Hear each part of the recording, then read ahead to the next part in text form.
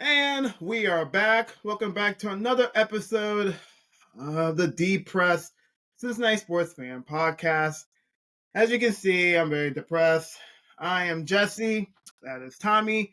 We're back to recap another 2024 Cincinnati Bengals regular season game where the Bengals lose in heartbreaking fashion. The Bengals lose to the, almost said San Diego. They can be called the San Diego Chargers, but the Los Angeles Chargers 34-27.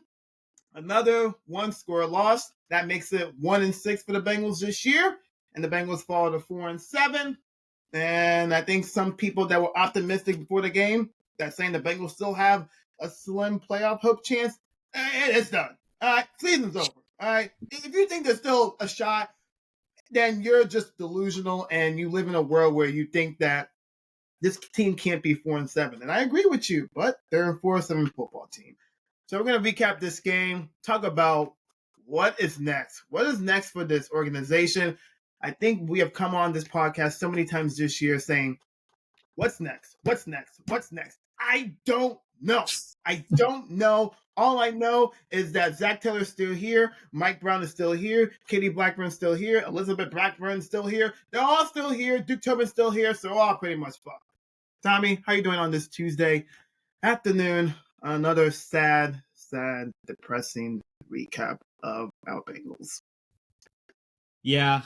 I feel like I'm a little more desensitized this week. Not like I'm very sad about it, obviously, but I feel like it's just a bummer when I'm done with the games and I'm not even like a little bit worked up about it. I'm just like, fucking, that's what I expected to happen. It's just sad. How are you? Before the podcast, I'm all right. Before the podcast, I was watching some of the highlights, and it just came across my screen on Twitter of Joe finding Jamar Chase for a touchdown. And I just got sad because I'm like, those two are just balling right now. Well, they've been balling all season, and they're just killing it. And the team is where they're at right now at 4-7. I just feel bad for Joe and Jamar and Trey. We can put in T. Higgins, but Duke can't even stay healthy for a whole season. But I just feel bad for those star players. That's where I'm at right now. I just feel sad for them. Yeah.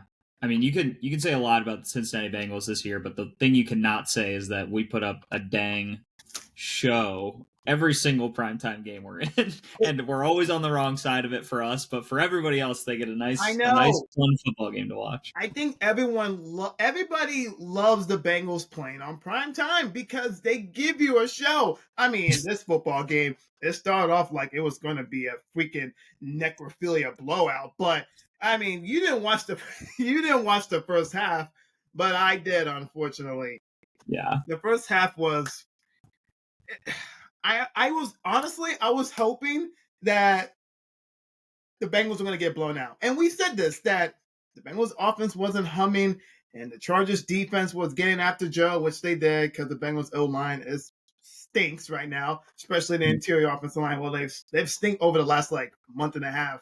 But we said last week in the podcast that if the Chargers were getting to Joe and their defense was on point, guarding Jamar and T, then this game is not going to look like the Bengals are going to even be in this game. And it started off where Bengals, they get a drive going, and then they get first and goal down the red zone inside the 10, and then they kept moving backwards because of penalties and intentional grounding. They had to settle for a field goal. And then again, for the next offensive drive, they had to settle for a field goal because they get down the red zone in this football game, and then they kept going backwards. And I hated those two drives where it's like, in this football game, you can't settle for field goals, okay? We don't even have a field goal kicker right now. So I knew that was, I just had a feeling okay, we're pretty much fucked in the first half. And in the defense, they had their first stand of the game, 3 and out. I'm like, okay, great. After that, it went 5 plays, 70 yards, touchdown drive for the Chargers. 4 plays, 71 yards, touchdown drive. 9 plays, 66 yards, touchdown drive. And then the Chargers kicked the field goal right before halftime. 24-6. Bengals are down. I was getting ready to go to sleep. Honestly, I was like, I am not going to do no instant reaction podcast. I was like, you know what? Fuck it. I'm done. I've already been over the season, but I'm going to bed. the Cincinnati sports fan in me was saying, you know what? Let me just watch the first 10 minutes of the second half just to see if this team has any fight. And sure enough, the defense, they played like shit in the first half, per usual.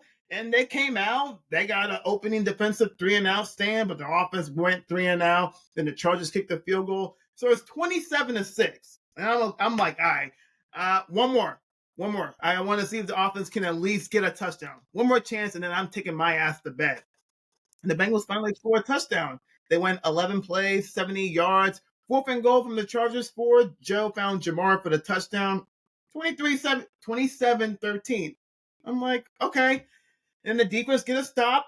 And then I'm like, okay, maybe there's a little bit of momentum. And then the Bengals went 4 plays, 50 yards, 4th and 2 from the Chargers 42. Joe finds T. Higgins. Beautiful deep pass, touchdown. Okay, game on. Bengals down by 7. Like, damn, okay, it's going to be another late-ass night on a Sunday night. And then the Chargers get the ball. They're driving the football. And then Justin Herbert scrambling. Dude decided to do a little bit too much by lowering his shoulder on Mike Hilton. He fumbles it. Geno Stone recovers it. And I'm thinking to myself, oh my God, I'm going to get my hopes ruined. I was like, oh, shit. Here we go again, right? And then the Bengals get the ball back. 7 plays, 71 yards. 2nd and 10 from the Chargers 17. Joe Burrow buying time. Told Jamar, go left right here. Jamar turns around, throws a dot, and then he catches it. I was like, holy shit, this game is tied. And I was like, there's no way. Bengals overcame a 21-point deficit just like that. And I was like, I just had for some reason, I usually be like, okay, something bad's going to happen here. But I actually felt confident, like, we're going to win this football game. And the Bengals might turn around their season. I'm like, let's go. Defense was playing well. They forced another punt. And then the offense get the ball back. They go 10 plays, 56 yards. 3rd and 6 from the Chargers 30. Joe throws an incompletion pass to Jamar. The reason why I'm talking about that is because in that incompletion, there was open receivers. But once again, the story of the season with the Cincinnati Bengals, their interior offensive line did not hold up. And Joe had to rush the throw. It made me sad because I was watching all 22. Jamar was open. T was open. Yoshi was open. But Joe just, he was just, the pressure was already coming. And I was like, thank you, Cordell Volson. Thank you, Alex Kappa. You guys really are terrible for real. And then the Bengals had to settle for a 48-yard field goal. I knew as soon as they had to go for the field goal, I was like, Evan McPherson's going to miss this. Even you said that. I was like, he's going to miss it. Sure enough, he misses it. And I was like, God, we don't have a field goal kicker. Great. Just great. Just great. And then the Bengals defense forced a 3-and-out. So they're doing their job in the second half. Then the offense goes their next possession, 9 plays, 46 yards. Yet again, another 3rd and 8. Joe throws on an incompletion to Jamar. He had Jamar open, but once again, the interior offensive line did not hold up. And then we had to settle for another McPherson field goal, this time for 51 yards. It wasn't even close. I threw the remote, and I'm like, yeah, fuck this guy, for real. I mean, I don't hate Evan, but I was like, come on, man. Really? Good snap and everything. I don't know what has happened to McPherson. Stop with the money man. He's not money. He's Evan. He's Evan McPherson. That's his name. He ain't no money Mac. No, that's dead. Defense, once again, we needed them to come through again. 3-and-out. So it's like, oh my gosh, the offense is getting so many chances. And then the next series, this is about like a minute, 20 seconds left of the game. 1st and 10 from the Bengals 30. Joe misses Jamar on a deep go route. Joe never misses those go routes to his boy. Jamar just literally ran through the cornerback. That would have been a touchdown. That would have been the go-ahead touchdown. Hell, that could have been a game-winning touchdown. Mm-hmm. That right there, I was like, well, that's going to be the game right there. And then they had incompletion on 2nd and 3rd down. And then the Chargers get the ball. Their final drive, they go down the field, 4 plays, 84 yards. 2 clutch catches by Ladd McConkey. He was like left open in those catches. I was like, okay, you decided to leave their best receiver at that time of the game. I was like, go figure, Bengals defense. And then J.K. Dobbins runs it in for 29 yards for the touchdown. People were saying, did they just let him? No, the Bengals were trying to tackle him and they were unsuccessful in that. And then the Bengals get the ball back with, I think, about 40 seconds left of the game with one timeout. Joe makes a beautiful throw, beautiful catch by Andre Yoshi Boston. The 40-yard line, they have 2 shots of a Hail Mary. 2 shots. The first attempt, it was a 3-man rush. 3-man rush. And Joe still got pressured. And I'm like, I couldn't believe that. I mean, I do believe it, but how the fuck do you get a 3-man rush and your quarterback is still getting hit? Joe didn't even get a chance to throw the ball into the end zone. I was so mad. And then the final play of the game, I think the Chargers brought I believe, a 5-man rush and then another blitzer come in, which was a good call by their defensive coordinator. But then Joe throws it, and I see T. Higgins, and I'm like, oh, T might have a shot. And then Darwin James made a nice play. That's the ball down, because if he didn't do that, if Joe was able to just get a little bit of time and throws that into the end zone, I think T. Higgins grabs the ball for the touchdown. We might be going to overtime, maybe, because I don't know if Evan McPherson is capable of hitting an extra point. But that was a bummer. Bengals lose 34-27. I wish they would have gotten blown out, because I was like, you got my hopes up, per usual, with this team in 2024. And Joe, 356 on the air, 3 touchdowns. Jamar, 2 touchdowns. T. Higgins, 9 catches, 148 and a touchdown. Chase Brown had a really good game as well, 143 yards, all-purpose yards. So Chase Brown is really racking the stats up lately. I can't say enough about Burrow and Jamar. It's just sad. It really is. And the defense, they lost it. They lost this game in the first half. Kudos to you guys for actually doing your jobs in the second half. But where was that intensity in the first half? And then, as much as we talk about the Bengals offense and them doing really well in games where the defense hasn't given them any shot or any hope, the offense needs to be kind of held accountable in these games, because here's a stat that I saw on Twitter about the Bengals offense. In the fourth quarter / overtime, in the 1-score games that they have lost. Let's go back to week 1 against the Patriots, right? They had 3 and out. They were down by 6 with 3 minutes left after Joe played pretty terribly in week 1. Then week 2 at Kansas City, the sack, fumble, touchdown, up by 5 with 15 minutes left. They had a field goal to take the lead, and then they punt the ball up 2 with 2 minutes and 48 seconds left. And then week 3 against the Commanders, 2 touchdown drives, but honestly, the defense lost that game for them. And in the first Baltimore meeting, you were up 10 with 9 minutes left. And then Joe threw a pick with the Bengals up 3 with 3 minutes left. And then a 3 and out to end regulation in a tie game. And then 3 runs for 3 yards and a missed field goal in overtime. And then the second Ravens meeting, 2 touchdown drives, but failed a 2-point conversion at the end. Bengals lose by run. And then this football game, touchdown to tie the game at 27, missed field goal, and then you punt with 1 minute left. As much as we can talk about the Bengals and Joe and Jamar and their numbers, in those clutch moments, they really haven't got those that's big play right there, big conversion, or a touchdown drive to seal the game where you don't give the ball back to the other opposing team. They really haven't had that. I love that Joe has a 27 touchdown to 4 picks. I love that Jamar Chase has over 1,000-yard receiving and 12 touchdowns, but they haven't got the key clutch moments. And that what saddens me, because if they would have done those in those occasions, just those games I just listed out, Bengals will have right now 7 or 8 wins. So we can talk about the defense. We know that they're trash. The coaching staff, they're stupid, but just the offense, they haven't had that moment. They really haven't had that moment, and that's the bummer. But You can blame the offensive line for not holding up per usual in these games. And yeah, it's sad over here. I think I've talked so much, but go ahead, Tommy. What do you think, my guy? No, that was good, and I'm gonna touch on that in just a second because for this one, I forgot that we made dinner plans at the exact time of this game, so I missed the first half of this, but watched the entire second half.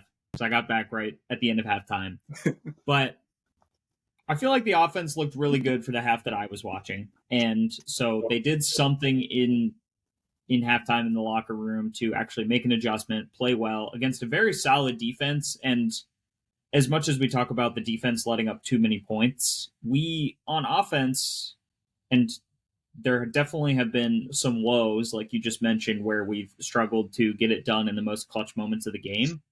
But coming into this game, the Chargers averaged allowing 13 points a game. And so we basically put up double the amount of points that their defense has been averaging through the first 10 games of the season. That's still a win in my book. And again, if you score that many points against such a good defense, you just have to be winning these games. Like that's, it could be the finger can be pointed in several directions in these cases, but they have to be wins. Now, if I'm going to talk about what you were just saying, I agree with you, and I don't want us or generally I don't want two things to happen. The first thing I don't want to happen is I don't want us to get in the habit of just blaming everything that went wrong on just the defense or just Zach Taylor, anything like that. Because there are definitely times where the offense has not gotten it done, especially in late parts of the game. The other thing I don't want to happen from this is that some narrative gets spun that Joe Burrow is not clutch or not good in crunch time, because I think that is not true at all. I think there are a few factors that you just mentioned that, not to just be a Joe Burrow apologist and explain away everything and make sure it's not the blame on him, because there are times where he just missed throws and made, maybe a wrong decision, and we don't know what his first read is on some of these, so it's hard to say where he quote unquote should have gone. But Joe Burrow is playing very, very well this season. Like very much probably would be leading MVP, maybe tied with Lamar Jackson for leading the MVP race if we were even above 500. But the part of that you mentioned that I think is interesting is I think there's two ways you can read those kind of stats. The first way is kind of how you were talking about it, where all these fourth quarter and overtime situations, and we had the ball in our offense's hands and we didn't get it done. A lot of that, this season especially, is missed field goals. It's not that the offense did not put us in position to win. It's not that they didn't get it done and we're, punting from the 20 because we couldn't do anything. We have in several moments been in position to win games, and then we miss the field goal and then we lose. And the other thing is, with the defense, I don't want to just defend the offense at all costs. There are definitely times where they were flat in this game and have been flat over the last few weeks. And part of that sometimes is play calling. I feel like the play calling has actually been pretty decent for the most part for the last few weeks. But I also don't feel like it's fair of us as a team, not as fans necessarily, but kind of as fans, to expect them to score a touchdown on every single drive for the entire game of every game for the entire season, or else we risk losing football games if we don't score every single time that we have an opportunity to do so. I just don't think that's a fair expectation. I think they should be allowed to make mistakes. Joe Burrow has 4 picks this entire year, and so he's made some mistakes, and some of those were really bad picks, but I think you should be allowed to make mistakes. There are many quarterbacks in this league who have made way more mistakes much more frequently than Joe Burrow has been making, and still winning games because of other reasons, because it's not just Joe Burrow who has control of if we win games or not. And look, sometimes we're going to get out coached in fully games, or sometimes just a drive, we get out coached, or their defensive coordinator has our number for a little bit. It seemed like that was the way for the first half. And so that's going to happen sometimes where it's not your drive. There are 3-and-outs that happen. The best teams in the world still have 3-and-outs. And so I don't want to get in the territory of us just thinking that I don't want to be a team where we have to score every single drive or else we're going to lose. And not that I think that's what you were saying, but just in general, I don't want to get in that territory. And I also got my hopes up with this one. As many times as we've seen this movie before, somehow I still found my way thinking that we were going to win. But some of the other offense stuff, I know that the Chargers have a good defense with getting pressure, but Joe was under duress the entire time. They had 14 quarterback hits and 3 sacks. So he was getting hit basically every third drop back he got hit, because I think he threw the ball 50 times. And we actually ran the ball pretty well. Relatively well against how good against the run their defense is. We ran the ball 22 times, so we didn't just completely abandon the run game, which I liked. And Chase Brown did at least, averaged 3.9 yards per carry against a solid defense. And some of the more, so that's, some highlights. One thing that I was a little confused about, and you pointed out mid-game, was Mike Gesicki only got 2 targets yesterday, 0 catches. So I don't know if they just saw what he's done the last few weeks and we're targeting him a little bit more, but not entirely sure what happened there. But that was kind of a bummer, just not really having him involved. Part of that is T. Higgins being back. We use Jamar and T a lot more, and so there's less tight end play. And I'm not ready to give up on Jermaine Burton. I think he's a rookie. He's learning stuff. I think he's a knucklehead, and I think he has a lot of maturing to do. I'm not quite ready to give up on him yet, but what I will say is we are 11 weeks into this season, and if Joe Burrow still cannot get on the same page as Jermaine Burton, which right now it seems like they can't, we can't responsibly keep putting him out on the field. And I know a lot of it is chemistry issues, for practices and whatever the hell is going on. I don't know, but that dude's fast as shit, and Joe Burrow keeps overthrowing him, and it just has to be chemistry. That's the reason that this continues to go on. And go ahead, chime in. I have a thing about Jermaine Burton. No, there was times during the game where I feel like he'll run a route and then he'll give up on his route. That's what I see. And then I'm like, bro, what do you? He just feels like he's just going out there lackadaisical, like, okay, I'm just gonna run this route, and if it doesn't work, then I'm just not gonna try. I'm just gonna pull back a little bit. No, bro, I don't know. I mean, that you could totally be right. I definitely, there have been times where I'm like, okay, he definitely quit on that a few yards early, and I wish that he hadn't. So I'm not a huge fan of his attitude or of his maturity at this point. He's still a rookie, so I'm not ready to just be cut him and cut our losses and get rid of him. Right. But we cannot keep putting this dude in games, because he's just, when he has an open route and then can't get on the same page as Burrow, it's just we're wasting downs here with this guy, unfortunately. Yeah. I'm going to shift the defense for a little bit. Feel like over the season we've said almost all there is to say about our defense, but once again we allowed 34 points, so it almost doesn't matter what the offense does, because we have to score so many touchdowns every game to win these games. And we allowed an average of 6.2 yards per carry for their rushing attack, so we did not even remotely stop them. And as bad as it generally looks, our rush defense is actually much better than our pass defense. But, I mean, some positives. We kept Herbert to under 50% completion. If you told me that, I would definitely have not believed you, regardless of yards, under 50% completion.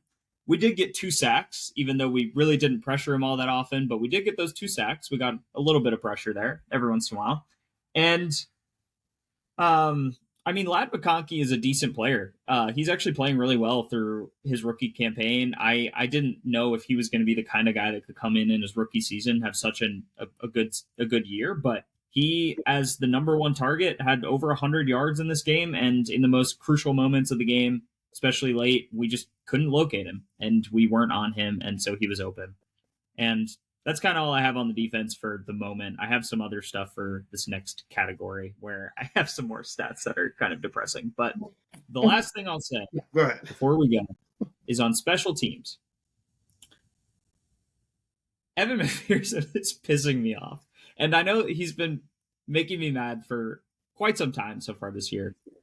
But right now, I feel like we're in the territory where if we're on offense and we're even 40-yard field goal territory, if it's less than 4th and 5, I would rather go for it. And it kind of feels like we need to get touchdowns on every drive or we're going to come away with 0 points right now. And I do have a little bit on the Darren Simmons of it all, which I'll talk about in the future in the next section here. But it's just another part of like the offense that, you know, we're not getting as many points. You know, we're leaving basically 3 points a game at least out there. Oh yeah. No, I agree with you. All great points. All great. The defense, I'm glad that I guarantee in the locker room during halftime, I bet Lunar and Rumor like gather all the troops and say, guys, listen, I am fighting for my job. I probably won't have a job after or during the bye week. So I'm going to need you guys to actually play your jobs, play your roles, please execute all that stuff.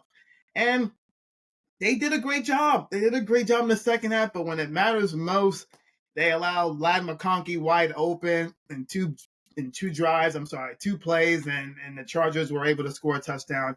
It's like in those crucial moments, it's like if the Bengals would have won this game, I would have gave the defense flowers for the first time all season on this podcast on a remarkable turnaround from the first half and the second half, but that didn't happen. And then Cam Taylor-Britt gets benched from Josh Newton.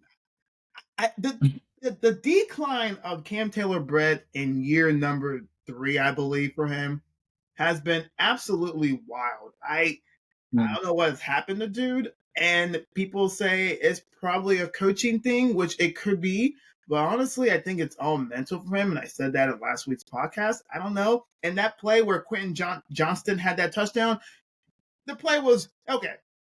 Cam Taylor-Britt was running, and then here comes Quentin Johnson, and he just blows by. Cam Taylor-Britt keeps running to the other side, and I'm like, dude, that is your man. And then Justin Herbert, with his strong-ass arm, was able to locate Johnston wide open. Herbert's probably like, what the fuck? And, like, Geno Stone in that play was like, dude, there's your man. It's like, Geno Stone, you told him that at the last minute. Johnston was already in the end zone, my guy. So I'm glad Josh Newton got his opportunity, and he's shined. I've been high on Josh Newton since the Bengals drafted him in the draft this year.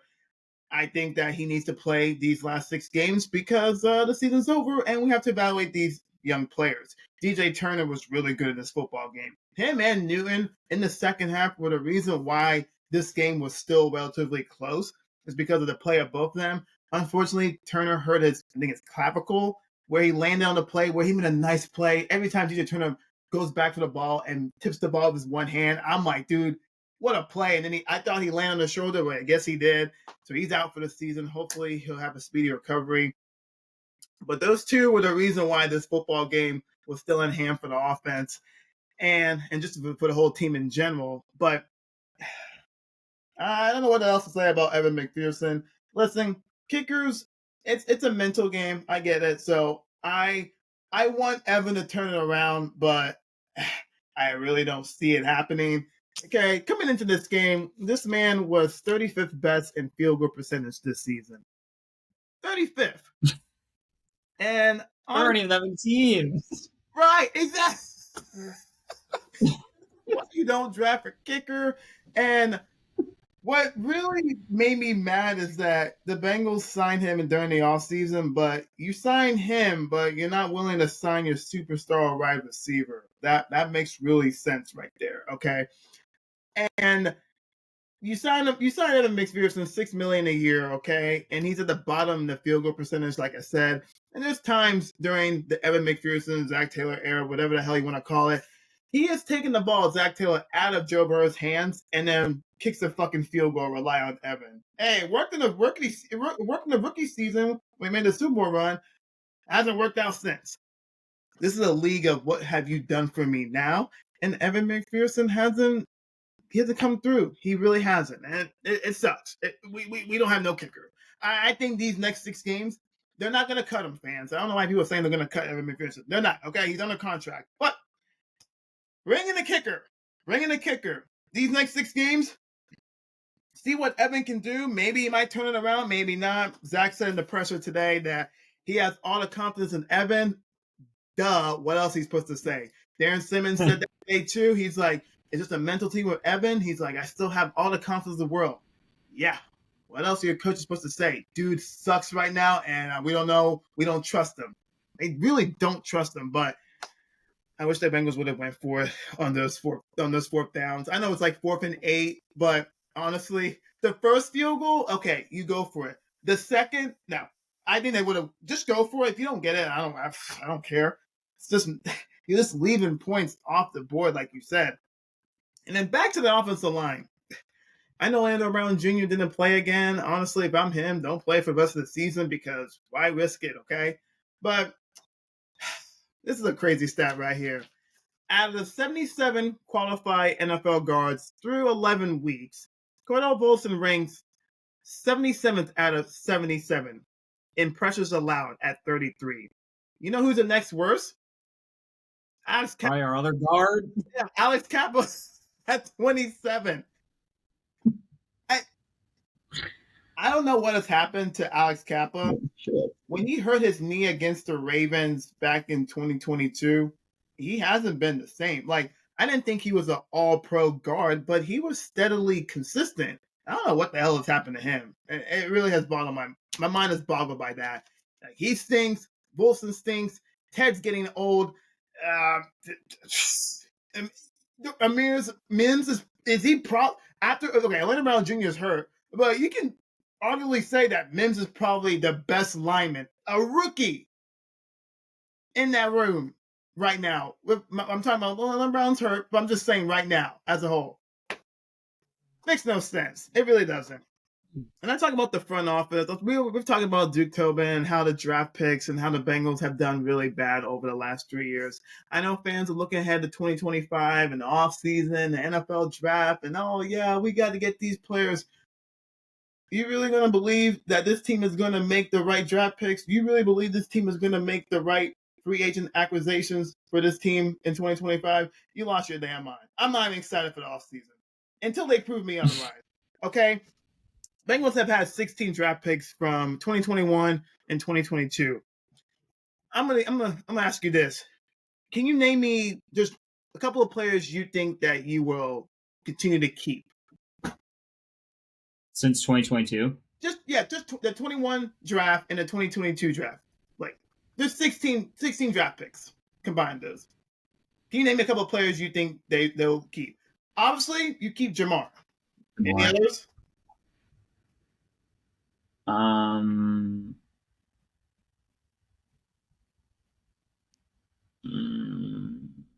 got one. Mean, I have Tyson Anderson as special teams. Wait, Yoshi was 2023. Yeah, 2023. Who was that last one? Tyson Anderson, who's really good at special teams. One of the best special teams players in the league. He's come along. I say you keep him. Other than that, no one is remotely like fit for the future of this team. There is a future for going as far as what they want to go with the Super Bowl. I don't see that happening in the near future. So it's a bummer. And also, the Miles Murphy lack of usage is so stupid. Like, dude has played 484 snaps so far in his career, and people compared him to another first-round draft player out of this class. Remember, you know who Travion Walker is, defensive end from Jacksonville? Like, I know he's having a great year so far, but the difference is in his first 2 seasons, he has had over 1,700 snaps, and Miles Murphy has 484. And I know Miles Murphy has been inconsistent. I know he was hurt during during training camp, but he's healthy now, and you still don't use him, but you continue to keep putting in Sam Hubbard, who is not a good pass rusher. I know he's a good run stopper, but holy shit, we need pass rush.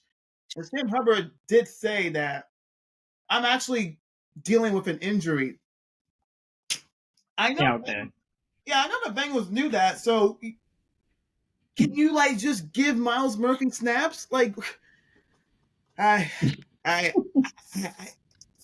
it's the stupidity of this organization, this franchise. I don't know. The Bengals don't really have an identity. They really don't. I just feel like they're just yeah, we're okay with what we have, or you know what, we just gotta fix a couple of things, and then everything will be fine. We got we got a good coaching staff. We have a good nucleus. We still have Joe and Jamar. We're fine. We're great. They're in denial right now. They're just yeah. Now all these close games. We're just right there. So we don't need to change a lot. We just gotta pick up some waiver guys. Pick up a third string running back. Pick up a third string cornerback. We're fine. Everything's good. Kiss my ass on that. Go ahead, man. It's sad, Obi. Yeah. I feel like, honestly, man, I feel like our identity is that we play backyard football. We'll play a bunch of offense. We'll throw it all over the yard. We got that one good quarterback and receiver that throw it crazy, and then no one feels like playing defense, so they just kind of, do whatever out there. That's what it feels like our identity is. I saw this earlier today. Okay. Joe Burrow has more games where he threw for 300 plus pass yards, 3 plus touchdowns, and 0 interceptions in losses. He has 3 this season than Tom Brady had in his entire career. The dude played for more than 20 years and never had this problem. Joe Burrow is having an MVP caliber season. I think it would be him or Lamar at the end if our record was even close to 500, I would say. Jamar can and probably should win Offensive Player of the Year. But, whatever you want to say about Tom Brady, whatever you want to say about Joe Burrow, having a good defense and competent coaching fucking matters. Because the fact that you can throw for 300 plus, 3 touchdowns, 0 picks, and lose more times in one season, we're not even done with the season yet, than a man who played more than 20 years can have in his entire career is nonsense. And I also saw a video of someone saying that, yeah, the Bengals offense is amazing, but their defense really isn't as historically bad as they're claiming it to be, or it's not as bad as a team like the Panthers and stuff. And I technically agree with you on paper, but I think there's a very, very important distinction to be made, which is that if you look at the splits of how our defense plays against dog shit teams and then against teams that are above 500, not even the best teams of the best, just above 500, it is night and day historically bad versus just normal bad. So far this year, just the overalls, we have the 9th most total yards allowed. We are dead last in pass yards per game allowed. Somehow we have the 6th best rushing yards per game allowed. Not sure how that happened. And then we have the 6th worst points per game allowed. Now, those are not good stats by any means. Those are already bad. So our defense stinks. But if you look at the splits of when we played teams that are above 500, which is 6 games now, and we played 5 teams below 500, just against the teams that are above 500, average total yards allowed 397. And if you were to project that number out to 17 games, that would be allowing 6,752 yards in the season, which, by the way, would be the 4th most ever allowed in an entire season. So if you just projected our defense out to when we're playing actual teams that are any good, they're historically terrible. Average points allowed against those above 500 teams, 35.8. Oh. And, just as a fun fact, 35.8 would tie the record set by the Giants in 1966 for most points allowed per game during a season. And again, I know this is just against the good teams, but if we're playing historically terrible against actually competent teams. And I just don't know how you expect to win games when anytime you play teams that are actually talented in any capacity, like the teams that you might play in the playoffs if you made it there, you post these historically brutal numbers. And the only team so far that in those 6 games that's above 500 that we've been able to keep to under 34 points was the Chiefs, who we allowed to have 26. So we haven't even had one game against a competent team where we like really locked them down. And so if anyone's trying to, spin the narrative a little bit that it isn't the defense's fault, I agree in some capacities where there are times where the offense have looked flat, and there are times where we had opportunities to take it and we didn't. But it is the defense's fault when we're playing like the good teams, and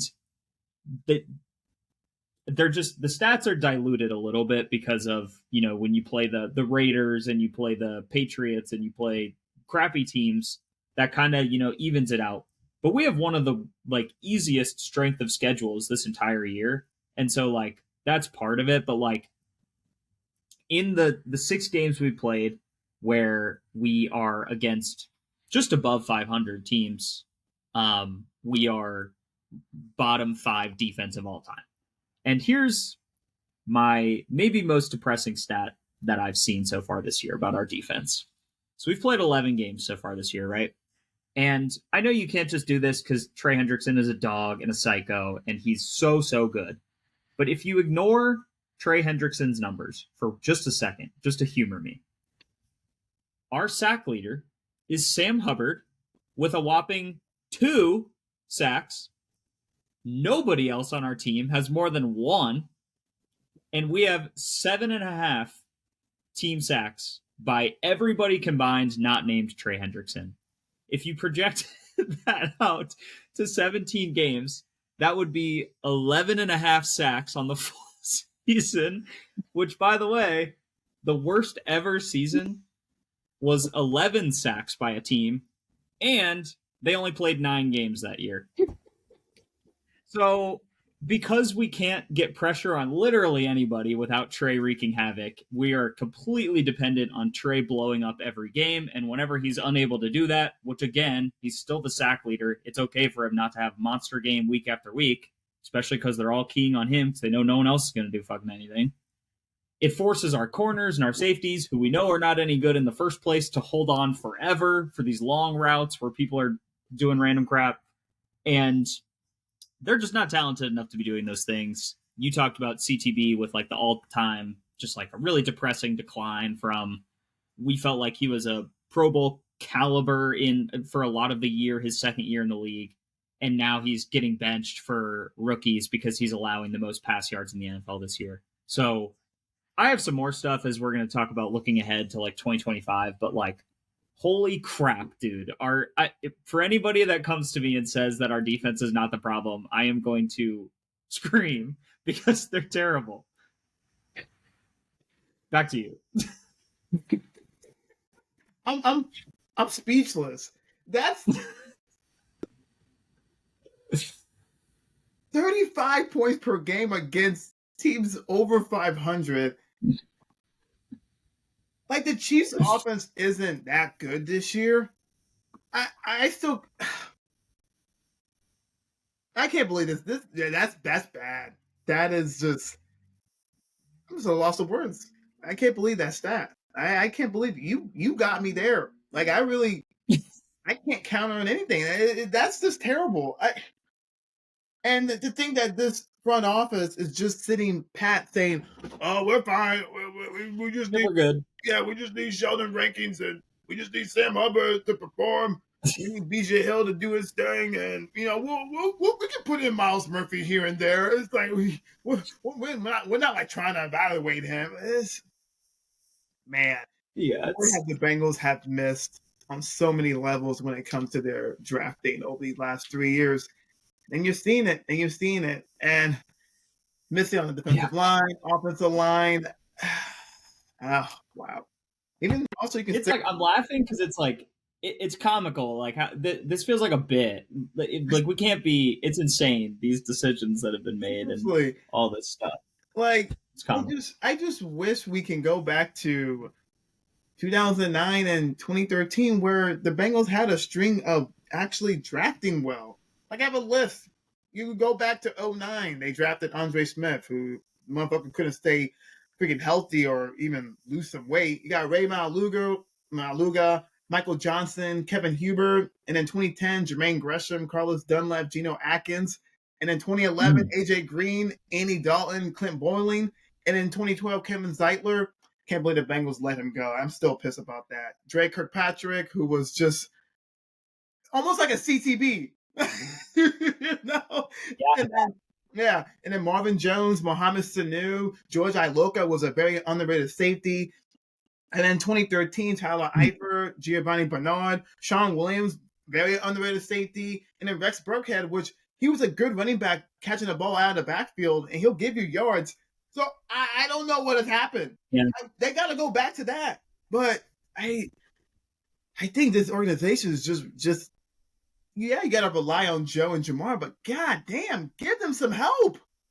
Like, you saw after the game during the presser when Joe was talking with the media, that was a dejected I've seen Joe Burrow. Like, he was being, like, he had to do his job and obviously talk to the media, but his answers were just one worded. It's like, this is the toughest season as a football pro? He's like, yeah. And why? He's like, because he's self-explanatory. Like, he did.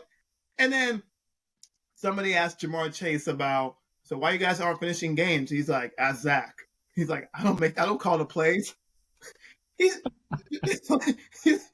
true. He's not. Like, I love that. I think the players are getting fed up. T. Higgins said, we just got to finish the fucking game. He said those are his quotes. And then Trey Hendrickson, I don't know if you saw, he got called for a stupid penalty, and he went to the sideline yelling, and then Zach tried to put his arm around him, and Trey's like, no! Like, he was just mad. And then Zach was like, it's just a heat in the moment. I love Trey. And Trey's like, I love Zach. But I know Trey was like, dude, you fucking suck as a coach, man. And then you saw Jermaine Burton yelling at CTB because of a miscommunication, a misassignment, obviously. It's like those things where I feel like the locker room is just like, and I think the bye week is coming at a right time because these players need to just get the fuck out of Cincinnati and get the fuck away from each other and just go for a week where they can just not think about football and just get away. But then again, Joe Burrow was talking and with Dan Pitcher, the offensive coordinator today.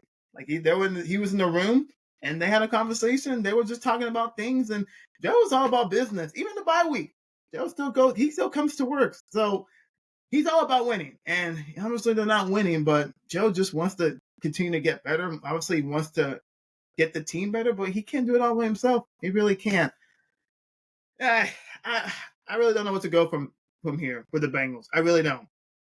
And I'll talk about the offseason once the offseason hits because I'm not in the right mind frame to talk about the offseason just because I don't trust this organization at all when it comes to making moves or drafting players. I really don't.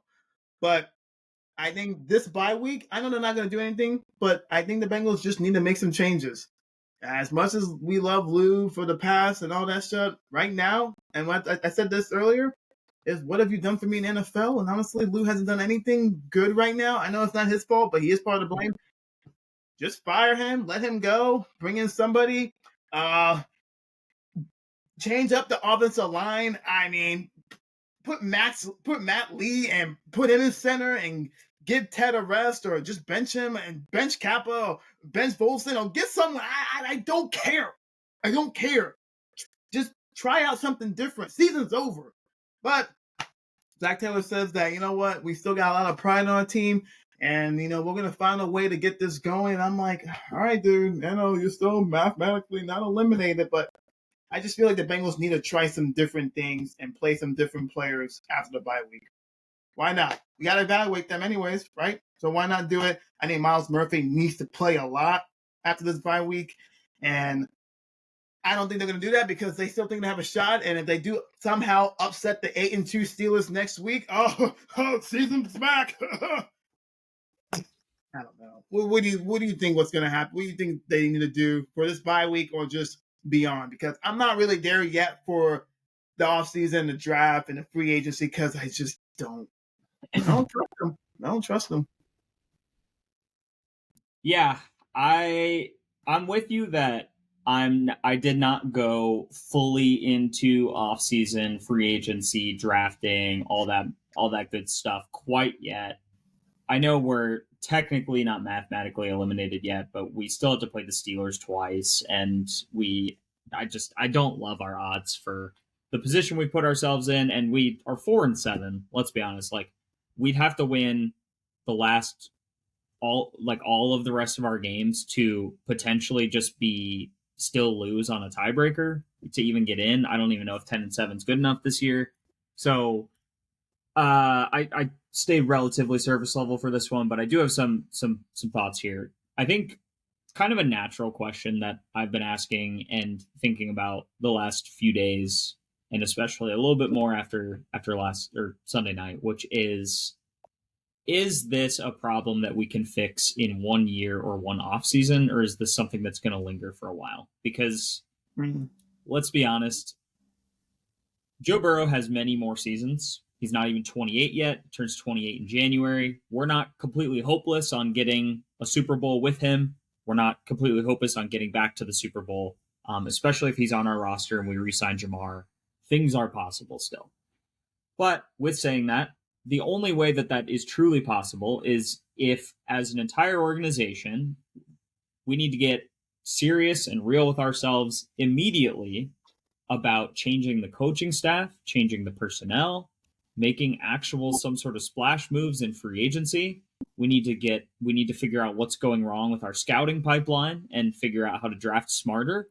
Because, yeah, you could say Joe Burrow's only 28, but with how many fucking sacks we've let this guy get over his career so far, I don't think he's going to be able to play past 35. I don't think he's going to have an Aaron Rodgers, Tom Brady kind of career. I just don't think that's it. So if you think, you have 7 more years of Joe Burrow, that's not as much time as it sounds. Like, yeah, it doesn't have to be solved immediately next year for us to think that our Super Bowl window is closed, but we don't have a crazy amount of buffer years, to be honest, with those things. And sometimes you get to the Super Bowl and still don't win. So we need to be really in it every single time. And here are my, as you know that I like to come on here and I don't like to just shit on people and then not give any solutions for what I think is a better move. So I will give some of those here. I'm going to start with coaches. Again, I feel like I've said my piece for the most part about Zach Taylor, but and I don't think they're going to get rid of him because I think that the front office genuinely believes in their heart of hearts that we got to a Super Bowl because of his coaching, which, as we know, I wholeheartedly disagree with. I think that as an organization, we have shown that we will hold on to people longer than they deserve to be employed at their position in the NFL.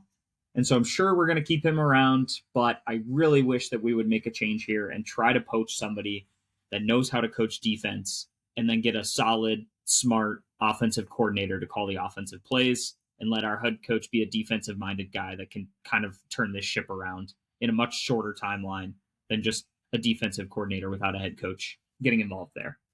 I will say, I don't think this is really in the rumor mill. I don't want Bill Belichick. I think that I don't want that. I don't think it's going to happen. I don't think that is going to be a successful recipe. The kind of offense and defense he kinds to run. He's old school football, which just isn't what the NFL is right now. I don't think that's an awesome pairing. So I don't want us to do that. Go ahead. Are you going to say something? You think I think he's obviously the better option than Zach Taylor right now. I'm just saying.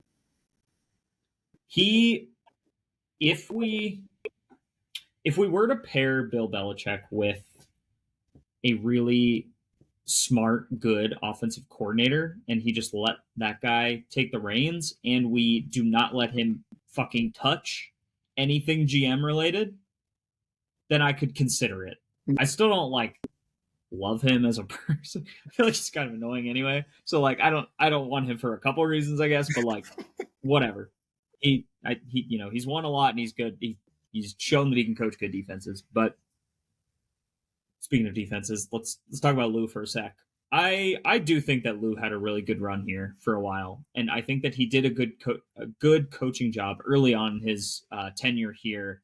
With we'd allow some yards throughout the game, but we kept people out of the end zone. We forced a lot of field goals. We forced a lot of turnovers, and we knew how to make halftime adjustments. That was what Lou always did. I really liked having that kind of defense. It was fine with me. I don't care if we let up yards as long as we're not letting them in the end zone constantly and we're forcing turnovers, and we just don't do that anymore. I think we've come a long way since those days, and I just don't think that he has. Here's my thought about Lou. I think that he's still a good coordinator, a good defensive coordinator, if he's in a place where he has all the right pieces and he has solid players. Sure. But that is just not our current situation. We just don't have the guys. I don't think he's really shown the ability to really elevate players that above what their level was once he started coaching them. Guys will get better or worse, whatever, but I feel like he needs a team that's kind of stacked, and he came into a pretty decent defense when he started coaching here, and made them pretty good and had a lot of adjustments. But I just don't think he's a good coordinator with the current situation we have, and I think we need to make a change there. And I don't think it's all his fault by any means, but I think that we should move on there as well. Frank Pollock has been around this organization for quite some time, and I think he's a similar kind of situation where he might be a decent offensive line coach if he has the right guys, but without Orlando Brown Jr., everybody on that fucking line looks completely lost. And also, Frank Pollock, by the way, is our run game coordinator. And I think Chase Brown is a very good back and is playing very, very well this season. But we've talked about how fucking bad the running scheme is. And so we need to figure something out there. We need to give those reins to somebody else because our offensive line is just not being coached well. They're not good players, but it's possible that they could be better with the right guy. I'm not saying that we should just fire everybody that I'm saying right now, by the way. I don't know that that some of these coaches deserve the roles they're in, but regardless, the last thing that I'm going to say is about Darren Simmons. And I understand that Evan McPherson is not having a good season right now. Right now, he sucks ass. I mean, 35. There aren't even that many fucking kickers. And so he's already doing worse than the backups or the guys that came in for injured players. But I've heard, on shows or whatever, radio, whatever, blah, blah, blah, that, someone said this during the broadcast last night, and maybe it was the Ravens game too. But they were like, oh, well, that one looked like a good snap and a good hold, but we know that they've had a little bit of issues with the coordination with the new snapper and the new holder. To Darren Simmons, is that not your fucking job? What do you guys do during practice every day if it's not that? Literally, what do you do? And so, I understand there are other parts of special teams, so I'm not saying that he's an idiot or anything like that. But if it's a mental thing, then you as a coach need to figure out how you can help him address those concerns and problems, and you need to find some way to be more diligent with the snappers and the holders if that is a problem. And so one of those things, I just feel like he maybe needs to be a little more step in a little bit more. So that's kind of my thoughts on coaching. That can go a few different ways. I don't really think we're going to make almost any of those changes that I just said, other than maybe getting rid of Lou. But we'll see. Maybe they'll surprise me. If we're going to talk about cap space, free agents, draft plan, we'll get into that a little bit more this year. But just some initial thoughts, we're going to have $65 million in cap space next year, which is top 10 for highest. We have to sign Jamar Chase. Get the highest in average annual value for a receiver right now is Justin Jefferson, $35 million a year. If he wants $38 million, give him $38 million per year. I don't give a shit. Yeah. We'd still have $27 million in cap space to work with. Give him whatever fucking money he wants. As much as I love him, I think we do have to let T walk. He's had some injury concerns over the last couple of years. He's really, really good when he plays, but I think that we can't afford to give then 80% of our remaining cap space after paying Jamar to T also, because then we can't sign anybody else. Some names that I would like to see that are a little bit more expensive, but I think are going to be worth the investment in key positions. Byron Murphy, who's having a very, very good cornerback season for the Vikings right now. We could probably get him for $10 million a year, is what it seems like he's going to go for in free agency. I am more than willing to pay $10 million for a really good, solid, decently young corner. It looks like, I mean, if we're looking for some vet wide receiver assistance, it looks like Tyler Boyd is going to be available for about $2 million for 1 year. Would you do that? I think I probably would. Why? That's a pretty cheap deal. If we're trying to get cheap guys, he knows the team. He's played with Joe Burrow. That's not a bad $2 million signing for a 1 year deal. And then if we were going to go, this one's on the more expensive end. So this would be probably a $15 million investment annual average value. But I would not be opposed to us going all in and going for Budda Baker for $15 million average annual value. He is third in the entire NFL in tackles this year as a safety. He can pick the ball off. He's all over the place. He can play in the slot, kind of nickel position if you need him to. He's a really, really good safety, Pro Bowl, like one of the best defensive players in the league right now, and would completely change our secondary and our defense as a whole if we had Byron Murphy and Budda Baker. And those are just kind of like placeholder picks. It doesn't necessarily have to be those two guys, while I would love to have those guys. But that would completely revamp our secondary, which changes everything. And I think that we can't have another season of signing minimum value players and just hope they turn out to be good. I'm tired of the Nick Scott experiment. I'm tired of the Geno Stone experiment. The thing that we've done for 3 years in a row now is just try to sign minimum contract level players and just hope they're good. And they're fucking not. And part of that is coaching, but I want to see us attack edge rusher, offensive line, and corner. If we can get people to come over here in those key positions, let's get them. Let's go for it. And then in the draft, we'll talk much, much more about this later, but I think we need to go for edge rusher, corner, offensive line in that order. And then later I'd go for receiver or safety if there's guys that are worth taking in the later rounds. The thing that I think is really stupid, which is I've seen 2 mock drafts so far where they have us drafting the fucking running back from Boise State. If we draft a fucking running back in the first round, I will stop watching this stupid ass franchise. We yes, he's really good. He's, having a really historical season. But if your offensive line can't block, it doesn't matter how good the running back is. And I just don't think we should draft any non-offensive line player on offense in the first 2 rounds, because I think that we just need key defensive edge rushers and corners and guys in really key positions. Unless we take care of those things in free agency, then fine, maybe I change my mind. But either go offensive line or go defense in the first 2 rounds. That's my thought. And then the very last thing I'll say before I finally shut up for a second is something I think we need to do is get very serious about Duke Tobin. I know that you've talked about this for weeks now, and honestly for years, but for weeks that we've been talking about this on this podcast, where we need to really reanalyze and reevaluate our drafting and scouting strategy. I saw a graphic where it showed the percentage of draft picks in the last 10 years, so since 2014, that have become Pro Bowlers. We have the 3rd lowest percentage in the league at about 5.7% of our draft picks becoming a Pro Bowler or not. So we need to get very, very real with ourselves about the quality of our scouting, about our decision-making around draft time. We need to make some changes there too. If you want to know who's number 1 on that list, it's the Detroit Lions. And if you need a fucking North Star for how to turn your team around very quickly from a team that was just selling Matthew Stafford for parts to potentially, Super Bowl favorites, now they're, one of the Super Bowl favorites. They're likely, a lot of people are picking them out of the NFC. And they did that basically in 3 seasons where they completely turned around their franchise. And a lot of that is really good drafting that they made. They got a couple guys over from that trade, but they've drafted really, really well. They're paying the right free agents to join in. They paid DJ Reader when we wouldn't. They paid, They made a trade to get Zadarius Smith over there this year when Aiden Hutchinson went down.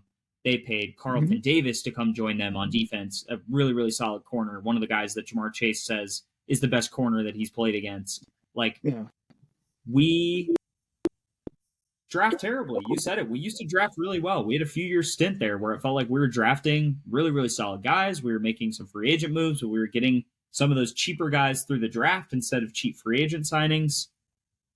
I don't know how to fix that problem entirely. I don't know how to get better scouting. I don't know how to make better draft decisions, but we're really bad at it for the last 10 years. And honestly, I feel like in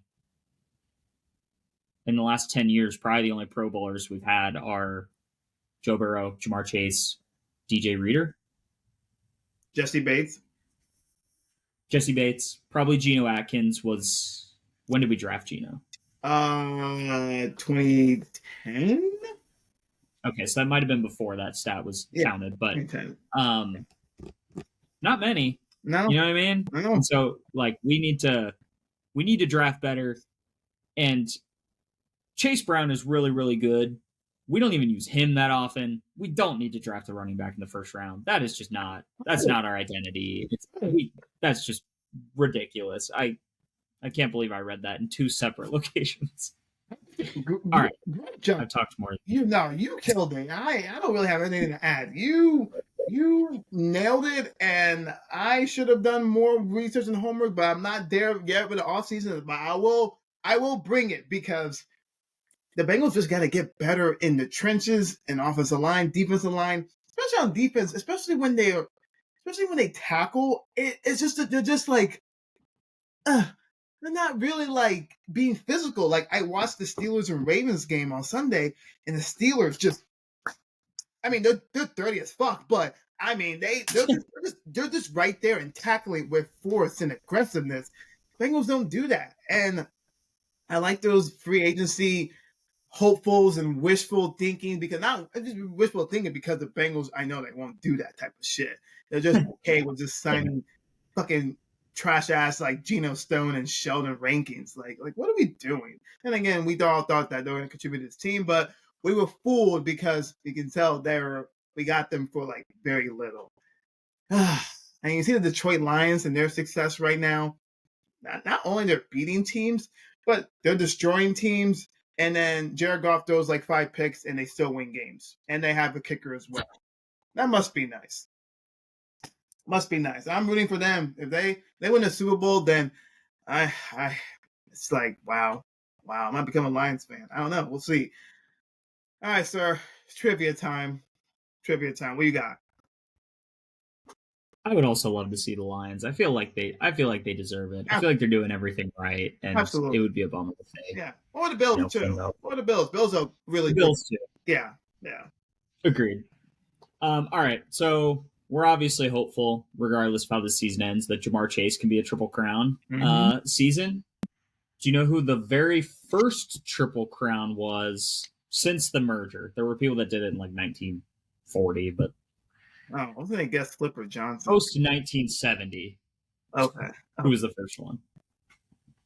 I thought Flipper would have done it, but no. Oh, man. My hint will be don't overthink it too much. Okay. Jerry Rice? Yeah. Okay, yeah. Yep. Yeah. There's only 4. That's crazy. Jerry Rice, Steve Smith, Cooper Kupp, and 4th person that I'm forgetting. Oh, Shannon's brother, Sterling Sharp. Okay. I think Jamar might get it. If he does, that'll be remarkable, but they'll miss the playoffs. Yeah. It's tragic that we waste it, but Joe might throw for over like, I don't know, 4,500 yards or something like that, and we'll still miss the playoffs. He'll throw for probably 40 touchdowns. We'll still miss the playoffs. Crazy. God, that's insane. All right, your last trivia question is, so this is kind of adding the depressing stat from earlier sparked this for me. So the Bengals right now, the the difference in sack total between our best guy Trey Hendrickson and our second best guy Sam Hubbard is 9.5, and no other team the team that has the second largest gap there is 4. Do you know who that team is? This is kind of like this could be anybody, so you might have to just kind of throw a dart, but Colts. it's the Browns, actually. Since it's kind of a technicality because it just traded Zadarius Smith. It wasn't that bad when he was on their roster, but now it's a larger drop off. But like even the Browns, who have Myles Garrett, and then they got rid of Zadarius Smith, so they don't really have anyone else. The gap is 4, and ours is 9.5. Talent. Only 2 people on our roster have more than a sack. That's sad, and that just goes back to lack of depth and lack of like actually solid contributors on your roster, and that just goes back to how these people look and scout players and look at their person. That's sad. Oh my gosh, that is sad. I feel like I've gotten enough venting out on this team that now the rest of the season I'm just whatever happens. I'm just gonna watch for entertainment value now. Oh yeah, I'm at that point. So there'll be no football this weekend. Thank God for the Bengals. They're on the bye week. Their next game is against the 8-2 Steelers. If you would have told me the Steelers had 8 wins in week, you know what? You know what's a crazy, depressing stat I saw is that Joe Burrow threw for 9 touchdowns against the Ravens in those 2 minis, and he lost those both games. Steelers kicked 6 field goals on Sunday, and they still beat the Ravens. Yeah. You know what's the difference, ladies and gentlemen? I don't know. The Steelers have a really good defense and a better coaching staff and a better head coach. So, yeah, Bengals-Steelers. Yeah, Bengals-Steelers next Sunday, the first day of the new month of December. They got 2 games left against the Steelers. They're going to get swept, and honestly, I could care less. The Steelers are probably on their way to going to the playoffs. Did not see that coming. I knew the Steelers were going to be better this year because they have a quarterback, but Justin Fields struggled in the beginning. Now Russell Wilson's coming in, and Russell Wilson is perfect for that team. Even they score field goals or just hit field goals, they can still win the games because they have a really elite defense and they have Trenton Johnson. It is just crazy. It is crazy. George Pickens is actually playing well lately. Russell Wilson's getting him the ball. I think Pickens, if he might go off at 250 against the Bengals next week. I cannot wait to watch the game and see so many Steeler fans waving that shitty-ass, terrible towels. Oh, it's going to be great. It's going to be great. I got invited to the game. I said no. Not wasting my time, with all due respect. I mean, you went to the Steelers-Bengals game last year with Jake Browning making his first career NFL start. I mean, we didn't expect anything to happen. We knew they were probably going to lose, but that was an ugly-ass football game you attended. Yeah, we lost to fucking Kenny Pickett. Yeah, going into that game, the Steelers didn't eclipse 300 yards total offense. I think throughout the season, and then they had 413 against us. More. And it was raining for half of it. And they still had over 400 yards total offense. It makes no sense. This is what the Bengals are. This is what the roster has been emulated. It's sad. So, yeah, I guess we'll do a podcast next week, recapping, previewing the game. It won't be that much. I mean, we can just talk about what the Bengals need to do after the bye week. Is there any hope? No hope. I think some fans are saying, well, if we can get to 9-8, how with all the things that happened, that's kind of we'll chalk that a successful season. I'm like, there's some fans are saying that. I'm like, wow, okay, so you're okay with being mediocre. Cool. Got it. I know where your sense is right now. Makes no sense. Yeah, no, that's not Not that I think you have to make the Super Bowl every year by any means, but when you've gone to the Super Bowl and you clearly can show that you have the capabilities, especially with Joe Burrow and Jamar Chase, to be able to potentially win a Super Bowl while they're here and bring a Super Bowl to Cincinnati, 9-8 is not a successful season. Anytime you miss the playoffs entirely is not a successful season. Yeah, not only you miss the playoffs, but your quarterback and wide receiver are going off, and your defensive end. You're trying to tell me that 9-8's like, okay, it's just some momentum for 2025. Yeah, fuck you. Whatever. Get out of here with that noise. I'm not trying to hear that. What? Oh, yeah, some real momentum when we beat the Cooper Rush Dallas Cowboys and the Cleveland Browns. That'll really show some momentum. Oh, great. Yeah, playing the Cowboys on primetime with the Simpsons broadcasting on Monday Night Football. That's going to be an absolute joke. What the fuck are we doing? Yeah, they're like, we unfortunately cannot flex out of this game because we did the Simpsons broadcast. God. Okay. But hey, you know what? America will get to watch the Bengals on prime time. Honestly, the Cowboys have been trashed this year. Honestly, I think Cooper Rush might go off, and they're going to win their first home game against the Bengals on Monday Night Football 3 weeks from now. Watch. It's going to happen. You know this too. Unbelievable. No, yeah, I'm so confident that if we win that game, it will not be by very much. Be like, we'll allow the Cowboys to have their best offensive output all season. Oh, gosh. All right, sir. Anything else before we leave this depressing podcast episode? Oh, I feel like I've said more than enough, probably. Yeah, I think we both had. So hang in there, guys. I want to say there's better days ahead, but I'll be lying to say if that is the case. But really, I'm just at this point, I think the only hope for the city is Cincinnati Bearcats men's basketball, and I guarantee they'll find a way to break my heart this year. It's a good team this year, but something's gonna happen because I'm a sports fan in the city. I know something's gonna happen. Go Bearcats! Football team came and get their 6th win. They're still stuck at 5 wins with 2 games left. They've had 3 opportunities to get win number 6 to be bowl eligible, and they've lost 3 in a row. Go figure, right? Go figure. Fuck me, bro. All right, sir.